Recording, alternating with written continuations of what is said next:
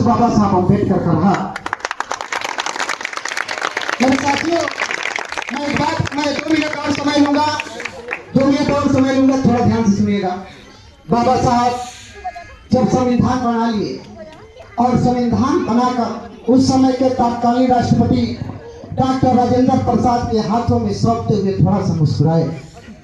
ये मुस्कुराहट, ये हंसी देखकर बाबा साहब के चेहरे पर राष्ट्रपति महोदय ने सवाल किया कि बाबा साहब आज बहुत खुश लग रहे हैं, क्या बात है?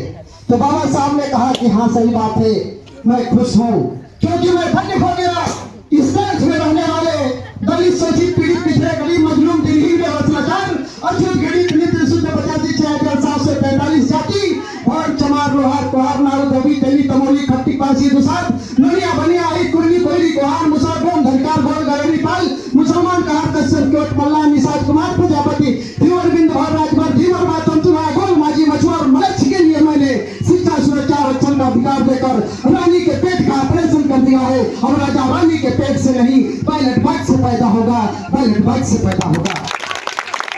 अब राजा और सबको एक समान अधिकार होगा, चाहे वो चपरासी का बेटा हो, चाहे वो प्रधानमंत्री का बेटा हो, सबको एक वोट का अधिकार होगा।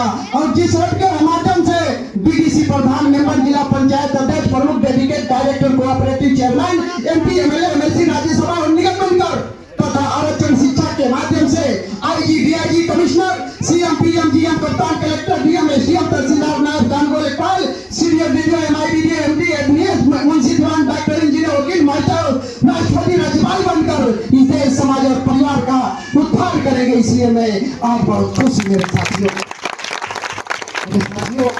इस देश प्रदेश में चल रही मनवादियों की सरकारों ने हमारा उत्पीड़न और अपमान किया है, कतल बलवा अत्याचार किया है। शिक्षा रूपी धार से, ज्ञान रूपी तलवार से वार करने वाले बाबा साहब ने हमें एक वोट का अधिकार दिया है।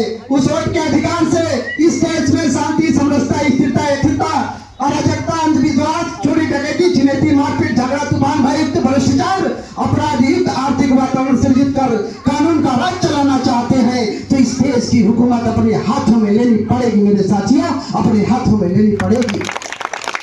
क्योंकि हमारे अगुआ हमेशा ये कहते हैं कि जो कौम क्रांति नहीं करती उस कौम के पास कभी हुकूमत नहीं होती, और जिसके पास हुकूमत नहीं होती उनकी बहन बेटियों की आबरू सुरक्षित नहीं होती। इसलिए मेरे साथियों, अपने मान सम्मान को बचाना चाहते हो, अपने बहन बेटियों की आबरू को बचाना चाहते हो, इस देश की हुकूमत अपने हाथों में लेनी पड़ेगी मेरे साथियों, अपने हाथों में लेनी पड़ेगी। इसी के साथ मैं अपनी बारी को समाप्त करता हूँ। जय भीम, जय गुरु, धन्यवाद।